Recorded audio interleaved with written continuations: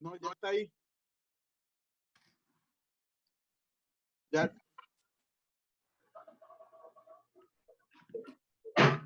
Ya, profe. Buenos días. Buenos días.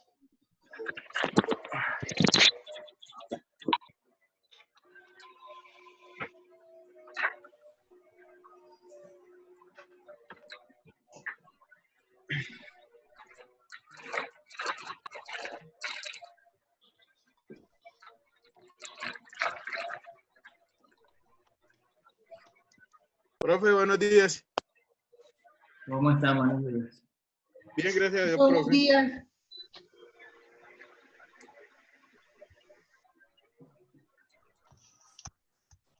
Buenos días, profe. Buenos días.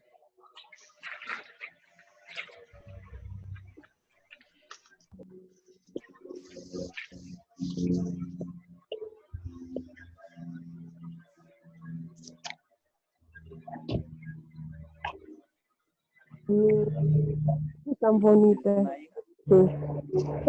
Y se iba caminando detrás mío y casi se pone a llorar porque iba adelante, no se me iba a dejar. Y me puse a llorar y yo la esperé. Y ahí iba caminando. Qué bonita. Sí. Por ahí más o menos cerca de Corazón.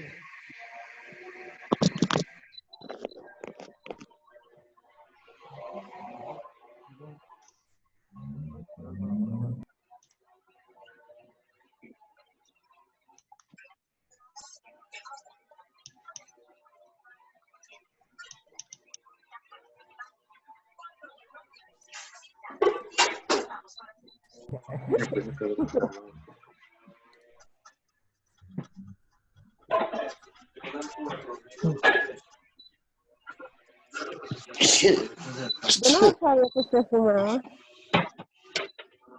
Aquí tiene gripa, por eso que estornuda por allá. ¿Ah? ¿Se casó qué?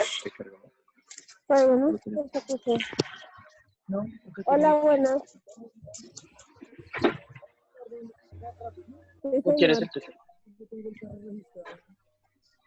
Pero en carro creo que los están Buenos permitiendo días. solamente particulares y placa blanca. Pues si te aceptaron, pues bien, pero... ¿Y qué vas a comprar, maleta?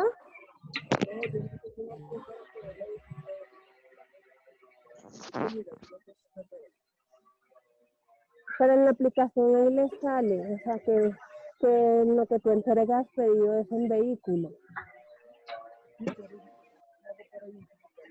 No, cuando te vayas a identificar, tú abres la aplicación y se lo muestras a la policía. Y le muestras que estás trabajando.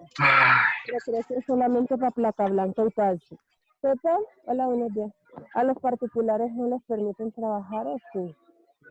Ya descargaste eso, Pues ya le dejó descargar. pero ya te vas a trabajar, o sea, te puedes activar. Pues es que acá me toca tomarme una serie. Sí, se lo va a conectar. Sí, mire. Uh-huh. Pero como yo miré en un video que vale, que hay alguien que con el carro, pero que nunca le De esto. no. Ya pueden andar así, si lo llega para la policía, muestra la aplicación y dice que está trabajando y ya. Sí. Exacto. Que estés activo recibiendo pedidos.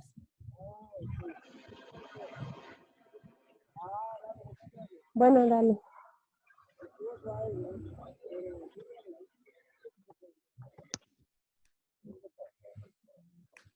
Ven, esto se le salió a mis chaquetas. Sí, ¿cómo no? Esto estaba de segunda.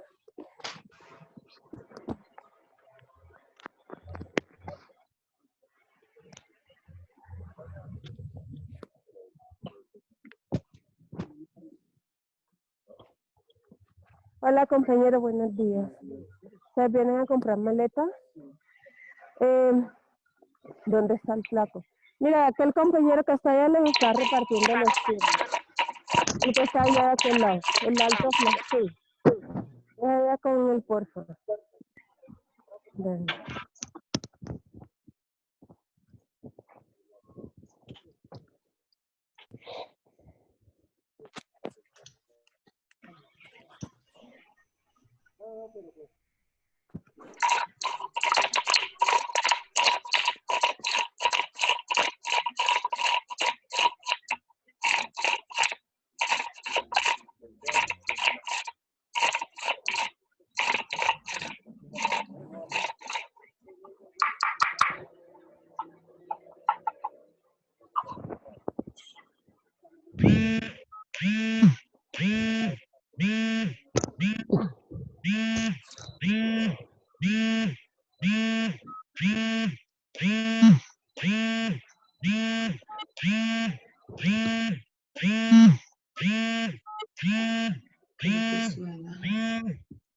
Ay, no puedo.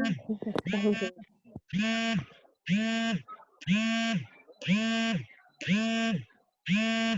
Está plana la curva en Colombia. ¿Está plano? Estoy bien. Sí, tiene que- Sí, obvio.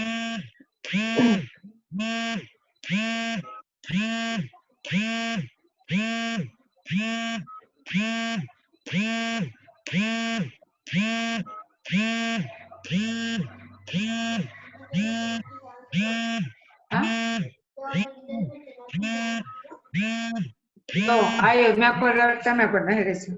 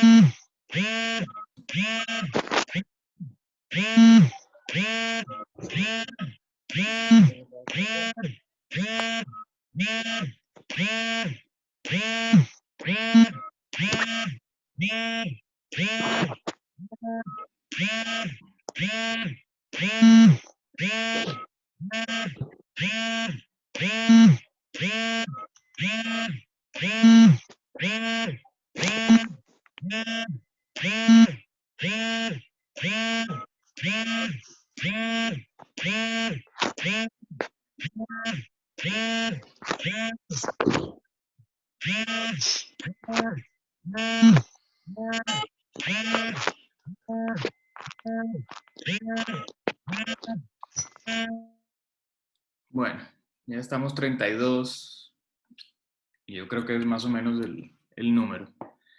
Buenos días de nuevo a todos, ¿cómo están? Buenos días, doctor. Buenos días, profe. Un par de cositas antes de arrancar. En relación con el examen. El examen estaba muy fácil. Simplemente a partir de las lecturas yo creo que podían resolver todo. Todavía no he calificado, tengo que revisar, pero sí les comento lo que yo siempre les he insistido y es leer.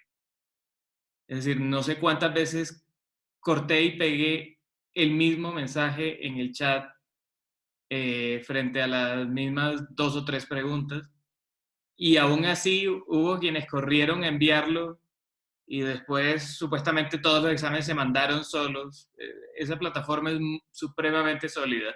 Si me lo hubieran dicho en Moodle hasta se los creía, pero Google es una plataforma absolutamente sólida y el examen se iba cuando ponían enviar. y después fue que comenzaron entonces a mirar qué era lo que habían enviado, a pesar de que también corté y pegué como 5 o 6 veces que leyeran con calma, que no Papi, ¿me está escuchando? todos lo estamos... Dile a Lorena o Tatiana que me vengan a poner el micrófono de esto acá que no escucho nada. Entonces, miren, por ser digamos, el primer examen en modalidad virtual y eso, revisaré y veré cómo los apoyo, pero, es decir, ese cuento de que cuando yo dije, ojo con los exámenes que están mandando, que ni siquiera están completándolo, y entonces en ese momento todos aparecieron a decir, uy, se me mandó solo. Eso qué pena, yo no me lo creo, pero los apoyaré porque es el primero que mandaron y veremos qué hacemos con esos casos. Pero ojo, porque este curso lo vamos a terminar virtual y las pruebas van a ser todas virtuales. Entonces, para la próxima, todas esos escenarios mágicos, sinceramente, mejor háblenme directo y díganme la verdad, pero ahí hay una cantidad de historias que me enviaron de Google haciendo cosas que nunca hace, y esa es una plataforma que yo uso con frecuencia, o sea que realmente, como les digo, si fuera en Moodle, yo sé que en Moodle hay bastantes problemas, pero la plataforma esa de Google es supremamente sólida y hasta que no se oprime enviar, no se va. Y aún después del examen me seguían preguntando una pregunta que hizo, creo que fue Zulay, la primera que la hizo, si no estoy mal, y que corté y pegué eso 5 o 6 veces en la respuesta. Entonces, para que porfa lo tengan en cuenta. Eso en primer lugar. La otra observación es, ustedes ya tuvieron clase conmigo. Mi teléfono lo tienen porque las circunstancias han llevado a eso. Con ustedes son como 40 y con otro curso que tengo son como 50. Yo no voy a estar contestando 90 mensajes individuales a mi correo. Para eso tenemos el chat, donde contesto una vez lo que tenga que ver con todos, salvo que sea algún caso efectivamente muy particular caso en el cual tienen el correo, que en su momento lo estaré contestando. Pero sí les digo, es decir, tienen todo mi apoyo, pero yo no voy a estar contestando el viernes a las 11 de la noche o ayer domingo a las 3 de la tarde mensajes en los que además me preguntan por enésima vez lo que ya he respondido en el chat de todos. Para eso está ese mecanismo. La única persona con la que me comunico individualmente hablando y llamando es con Jairo, que es el que digamos, está como monitor del curso. Entonces, les pido que lean más y que sepan manejar la información que tienen de mi número telefónico, que vuelvo y les digo, para eso está el chat de todos. Entonces, por favor, les hago ese par de observaciones. No sé si alguien tiene alguna observación, si no arrancamos pues enseguida. Doctor, hay 2 personas que levantaron la mano, John Castillo y Tatiana Cano. Listo, John. Profesor, muy buenos días, ¿cómo está usted? ¿Cómo le digo? Compañero, lo único que sí de pronto, y sí es error de interpretación por parte mía, es que la primera pregunta que me salió fue una pregunta abierta que usted dejó, entonces no la pude relacionar porque decía de la respuesta anterior, y era la primera pregunta y yo no entendí, pues por eso dejé sin responderla. Entonces, esas preguntas abiertas, o sea, creo que el sistema de la página va botando las respuestas, las preguntas diferentes para cada parcial, ¿cierto? Esa fue la pregunta que respondí 5 o 6 veces. Ahí la tengo guardada en el chat las 5 o 6 veces que la respondí. Que la primera que hizo la pregunta fue Zulay. Entonces, hay que leer. Ah, listo, profesor. Muchas gracias, muy amable. A la orden. Tatiana.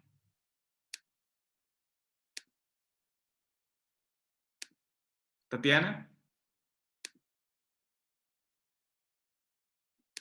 No, Tatiana no. Aló, profe, ¿me escucha? Sí. Profe, qué pena. Lo que pasa es que yo envié el correo porque yo no tengo ninguna forma de comunicarme vía WhatsApp con nadie porque, bueno, mis compañeros saben, a mí me robaron el celular el último día de clase. Entonces, digamos, yo no pude presentar el parcial. ¿Hay alguna forma de que yo lo pueda presentar o pues no sé qué posibilidades hayan, ya que yo no me puedo comunicar con nadie? Pues ustedes están haciendo la clase prácticamente por WhatsApp y pues yo estoy totalmente incomunicada.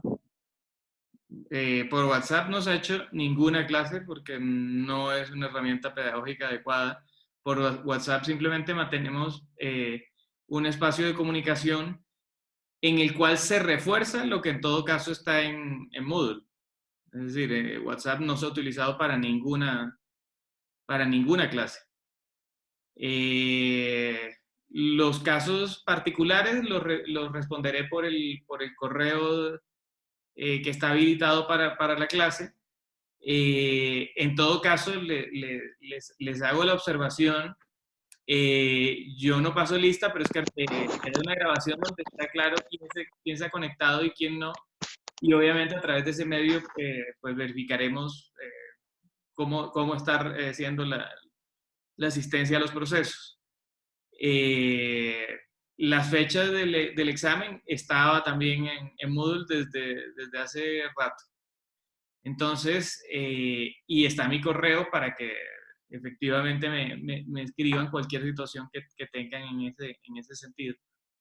Entonces, digamos, yo soy consciente de las dificultades que ha implicado para ustedes todo este proceso, pero también depende de ustedes el que vayamos encontrando soluciones. Y precisamente después del parcial es cuando comienzan a aparecer este tipo de situaciones. Sí les hago la observación. Es decir, aquí depende mucho digamos, del compromiso de cada uno. Finalmente, miren, si lo que les interesa es una nota, yo se lo he dicho, frescos, o sea, les pongo 5 y ya está. Igual, si cuando uno lo único que le interesa es la nota, pues realmente la vida le va mostrando que sí había que estudiar después. Entonces, porfa, estén atentos y porfa, las cosas plantéenlas en sus momentos, no cuando se ven entonces, uy, hizo parcial y ahora qué hago. Entonces, no lo digo por usted en particular, su caso habrá que verlo. Lo digo en general como un llamado a todos a que hombre, asumamos esto con la seriedad que lo amerita, que sé que muchos lo están haciendo, pero también sé que hay otros que no. Entonces, un consejo que no me han pedido, pero que yo se los doy en todo caso. Cuénteme, Diego.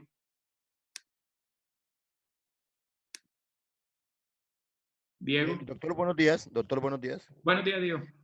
Bien, gracias, doctor. Doctor, una preguntita. Pues no sé si el sistema de evaluación a mí me pareció, yo lo envié normal, sin ningún problema. La pregunta mía va referente a lo siguiente, mi doctor. ¿La calificación del parcial lo recibimos vía al mismo correo o de alguna otra forma? ¿Cómo? La calificación del parcial se recibe por el correo. La calificación. Sí. La calificación se la doy yo cuando califique. Ah, ya, listo. Ah, listo. Sí, No era más. No gracias. Y entre otras cosas, les hago una observación. O sea, ustedes están en sexto, séptimo, no sé. Uno no ve una pregunta y simplemente la deja en blanco y envía el examen con la pregunta en blanco. O sea, uno por lo menos averigua qué está pasando. Incluso tienen con este medio virtual tienen hasta la posibilidad de hablar entre ustedes y decir, oiga, ¿qué pasó con esta pregunta? Pero uno en un examen pues cuando pasa un examen con una respuesta vacía, pues sabe que está mandando un examen incompleto. Entonces, como les digo, muchas excusas, demasiadas y poca lectura de las instrucciones que se iban dando. Digamos, puedo comprender la dificultad de que se trate por primera vez de esto, pero sí le aprovecho para darles ese consejo. Entonces, simplemente era ese punto. Si no hay ahora sí ninguna mano más, no. No, doctor, no hay más. No veo más. No hay más manos. Pasamos entonces a la clase de hoy. Esta semana vamos a realizar videoconferencia hoy y mañana. Y el miércoles van a encontrar ya en la página, no tenemos videoconferencia, sino que encuentran en la página las instrucciones para comenzar el trabajo con el derecho que eligieron la semana pasada, si recuerdan, en las opciones estas que teníamos para escoger. Entonces, ahí el miércoles estarán las instrucciones para esa actividad. Quedamos en los temas que estábamos viendo, quedamos en... Un momento, perdón. Anda, casi lo cierro. En los efectos jurídicos de la Declaración Universal. Sí, estábamos hablando de... Sí, es que estoy buscando para compartir. Gracias, Zulay. Estábamos hablando del sistema universal y concretamente dentro del sistema universal revisábamos que efectivamente pues, la famosa Declaración Universal pues realmente desde el punto de vista jurídico tiene muy poca fuerza jurídica porque no se trata ni siquiera de un tratado, es decir, que no es una fuente de derecho. Y mencionábamos que dentro de ese sistema universal, además de esa Declaración Universal que ya vimos que no es un tratado y que por lo tanto no tiene esa obligatoriedad y no vincula jurídicamente de esa forma, junto a esa Declaración Universal encontramos además que luego de ese documento nacido en el seno de la Asamblea General, aparecen otros dos instrumentos que son la Convención de Derechos Civiles y Políticos y la Convención de Derechos Sociales y Económicos. Es decir, la Asamblea General de la ONU construye inicialmente esa Declaración Universal sin atreverse a darle el carácter de fuente, es decir, no se atreven a hacerlo como un tratado, y posteriormente sí surgen otros dos instrumentos que sí tienen esa categoría de tratados. Entonces, ¿qué pasa con la Convención de Derechos Civiles y Políticos? Que efectivamente sí crea obligaciones al tratarse, sí, en este caso, de una fuente de derecho, de un tratado. Y en esto, digamos, sí se ve ya un avance. Es decir, en este caso, sí los estados sí se le miden a la necesidad de hacer un tratado, fuente de derecho, que obligue. Y fue adoptado en el 66, es decir, fíjense que pasó un periodo, la declaración es del 48, y solo hasta el 66 se firma por primera vez un tratado, efectivamente, de derechos humanos, con en todo caso la observación de que esto se da en plena Guerra Fría y básicamente los estados se ven marcados por esa pauta que van dando tanto Estados Unidos de un lado como la Unión Soviética del otro.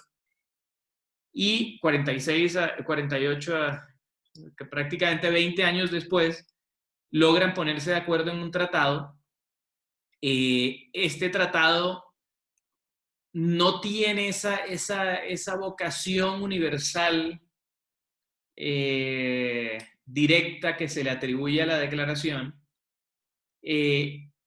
a pesar de que en todo caso sí llega a, o sí termina resultando un tratado bastante aceptado. Es decir, fíjense que ahí les tengo el dato de 145 estados que eran parte de o son parte de la Convención de Derechos Civiles y Políticos. Es decir, no son los prácticamente 200 estados que existen, pero sí es un número bastante grande.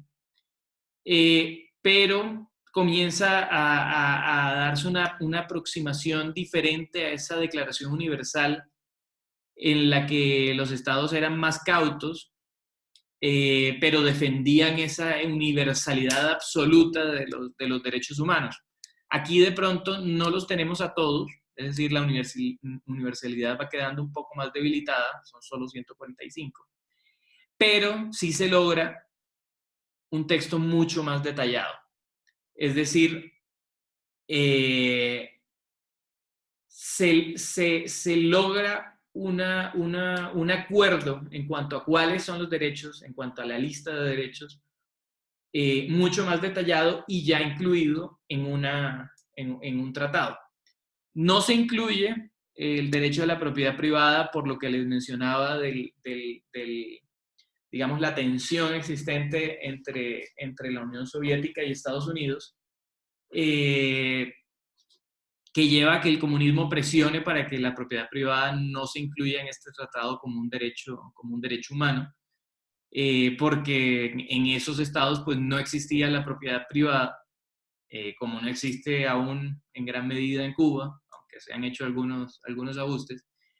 Pero en todo caso, en ese momento no existía la propiedad privada en ninguno de los estados del bloque soviético, y eso lleva a que la Unión Soviética presione para que este no se incluya como derecho humano. Se entiende a partir de esa Convención de Derechos Civiles y Políticos que los derechos son derogables en estados de excepción, pero se hace una lista de unos derechos en los que por primera vez ni siquiera en los estados de excepción se van a poder hacer restricciones a estos derechos. Los estados de excepción históricamente habían sido utilizados por los estados para suavizar, digamos, la posibilidad de defender algunos de estos derechos en aras pues, de mantener el orden, en aras de mantener la estabilidad, pero esto se había prestado para muchos abusos en muchos casos. Y en todo caso, en este momento, cuando se habla ya de derechos humanos y se les da esa fortaleza que se les pretende dar en esa Convención de Derechos Civiles y Políticos, comienza entonces a hablarse de que hay una serie de derechos, la vida, la prohibición de la tortura, la prohibición de la esclavitud, la prohibición de encarcelar por obligaciones contractuales, la prohibición de leyes penales creadas después de los hechos, el derecho a la personalidad jurídica y la libertad de pensamiento, conciencia y religión. Estos derechos, por primera vez se establece que ni siquiera en estados de excepción van a poder ser derogables, es decir, se restringe, y digamos esto sí es un avance en materia de derechos humanos, se restringe la posibilidad de que los estados en situaciones de emergencia vayan a tocar siquiera estos derechos. Miren, por ejemplo, la situación de emergencia que estamos viviendo, la emergencia sanitaria que estamos viviendo en este momento con el tema del coronavirus. Si ustedes se dan cuenta, se limita, por ejemplo, la libertad de movimiento libre por la ciudad cuando nos imponen un toque de queda o cuando nos imponen un aislamiento, pero derechos como la vida o la tortura o la esclavitud son derechos que ni siquiera en un estado de emergencia como el que estamos viviendo puede ser tocado.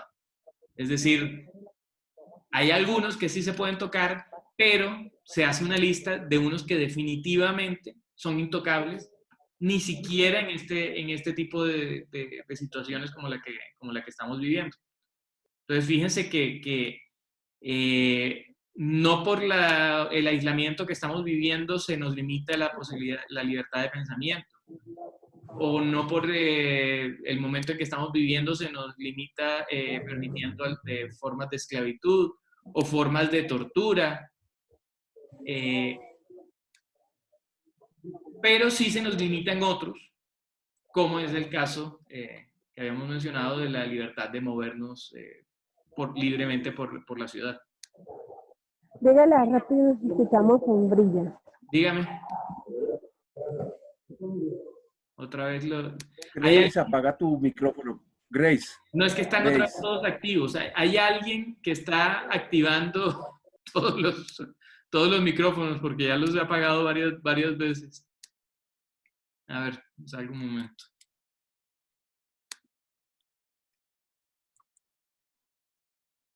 ¿Dónde es que están? Vuelvo a silenciarlos a todos. Listo. Entonces, a partir de esa situación, les planteo dos preguntas. Y es ya conectando un poco con el caso colombiano. Entonces, ese es el primer ejercicio que vamos a hacer hoy. Y es, desde los conocimientos que ustedes tienen en constitucional, vamos a conectar lo que ustedes saben de constitucional con derechos humanos desde la perspectiva internacional. Entonces, ya hemos visto que hay... Doctor, se está escuchando recortado. Repito, hay derechos que desde el punto de vista de derecho internacional ya está claramente establecido en la Convención de Derechos Civiles y Políticos que no pueden ser derogables, ni siquiera en estados de excepción. Entonces quiero que hagan esa conexión con derecho constitucional. Ustedes vieron ya constitucional, ¿cierto? Sí, señor. Ok. Quiero que hagan esa conexión con derecho constitucional y me respondan estas dos preguntas. Los derechos no derogables, ¿qué rango tendrían en Colombia? Y los derechos derogables, ¿qué rango tendrían en Colombia? Entonces, vamos a hacer ese primer ejercicio. Vamos a dedicarle 20 minuticos a ese ejercicio. Realmente, pues, es algo que ustedes ya pues, deben manejar de constitucional. Simplemente vayan y consulten sus fuentes y me comentan ahorita en 20 minutos. ¿Listo? Entonces son las 8:35. Profe. O sea que nos vemos a las 55. ¿De acuerdo? Dejo abierto el micrófono por si alguien tiene que preguntarme algo o decirme algo. ¿Ok?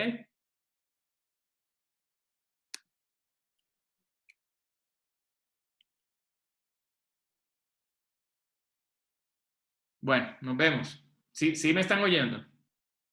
Sí lo escuchamos, doctor. Listo, bueno, vamos a hacer el ejercicio.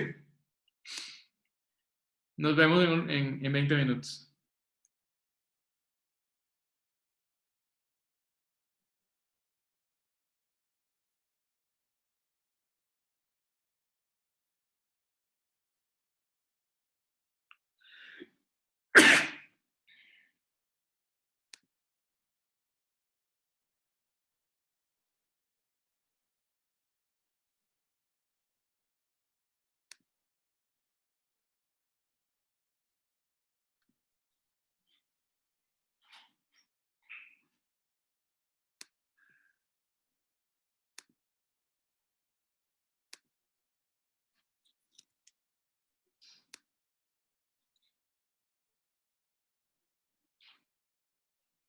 Bueno, retomamos. ¿Están por aquí? Aquí estamos, doctor. Bueno. ¿Quién arranca? Contando. Derechos inderogables, Luz Estela. Ok, Luz Estela. Entonces yo encontré que se deben respetar en todas las circunstancias, ¿cierto? Como es el derecho a la vida, el derecho a la libertad de cultos, el no usar la tortura ni tratos crueles. Estos derechos no pueden ser suspendidos bajo ninguna circunstancia. Pero esa es la definición, esa no es la pregunta, Luz Estela. Perdón, profe. Diego levantó la mano, doctor. Diego. Aló, profe, buenos días. ¿Qué tal, Diego? Bien, profe. Profe, pues en cuanto a la pregunta de que dice que los derechos no derogables que tengan rango en Colombia, pues esos tienen un rango pues constitucional debido al bloque de constitucionalidad que maneja pues, nuestro país. Eso fue lo que encontré ¿Estos en serían cuanto cuáles? a esto. Entonces, pues ahí dentro del rango de constitucionalidad habla de los derechos humanos y libertades fundamentales. ¿Pero Entonces, esos pues serían los para derogables o mí, los no derogables? los no derogables habla dentro del bloque de constitucionalidad, profe, pues en lo que estoy investigando. Ok. Ok. ¿Quién más? Jairo.